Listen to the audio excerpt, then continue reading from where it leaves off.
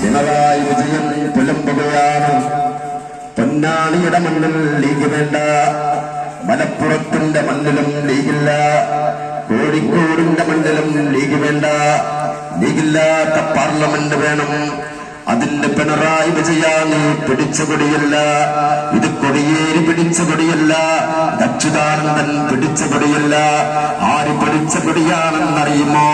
ഇത് പാണക്കാടിന്റെ മുത്ത് സയ്യിദ് മുഹമ്മദ് അലി ശിഹാബ് തങ്ങളുടെ കൈവെള്ളയിലൂടെ, പൂക്കോയ തങ്ങളുടെ കൈവെള്ളയിലൂടെ, കായികത്തിന്റെ കൈവെള്ളയിലൂടെ, സീതി സാഹിബിന്റെ കൈവെള്ളയിലൂടെ, മുത്തി സാഹിബിന്റെ കൈവെള്ളയിലൂടെ കടന്നു വന്ന പ്രസ്ഥാനമാണ്.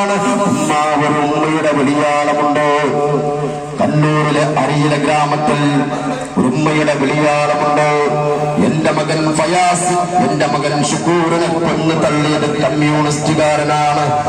എന്റെ മോൻ പ്രവേശനെ കൊന്നതും കമ്മ്യൂണിസ്റ്റുകാരനാണ്. എന്റെ മോൻ ശരത് ലാലിനെ കൊന്നതും കമ്മ്യൂണിസ്റ്റുകാരനാണ്. തങ്ങളെ മറന്നു പോകണം ഈ കമ്മ്യൂണിസ്റ്റുകാരന്റെ കളിനിറമുണ്ടല്ലോ. പാലത്തായി പീഡന കേസിലെ പ്രതിയെ സംരക്ഷിച്ചുകൊണ്ട് RSSകാരന്റെ ചെറുപ്പ് നട്ടിയവന്റെ പേരും കമ്മ്യൂണിസ്റ്റുകാരൻ തന്നെയാണ്. അരിയിലെ ഗ്രാമത്തിലെ എത്രയെത്ര പാവങ്ങളെയാണ് ഈ കമ്മ്യൂണിസ്റ്റ് നിരാധനന്മാർ കേരളത്തിന്റെ മണ്ണിൽ കൊല്ലുകൊള്ളിയത്.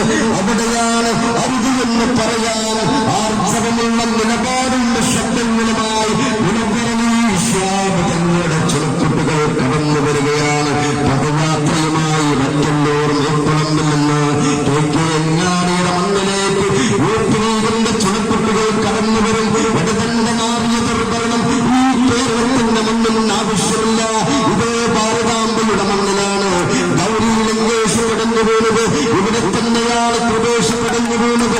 ഇവിടെയാണ് ഗോവിന്റെ പൻസാരെ പിടിഞ്ഞു വീണത്. ഇവിടെയാണ് ഷുക്കൂർ പിടിഞ്ഞു വീണത്. ഇവിടെയാണ് കൊടുങ്ങിയിലെ ഫൈസന് പിടിഞ്ഞു വീണത്. ഇവിടെയാണ് ആസിഫായ എന്ന പെണ്ണിനോർ പിടഞ്ഞു വീണത്. ഇവിടെയാണ് ജനേന് പിടഞ്ഞു വീണത്.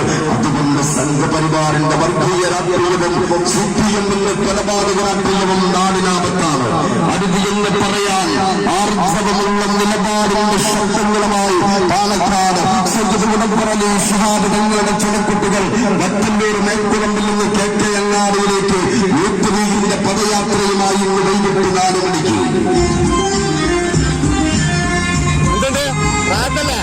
ഉഷാറായി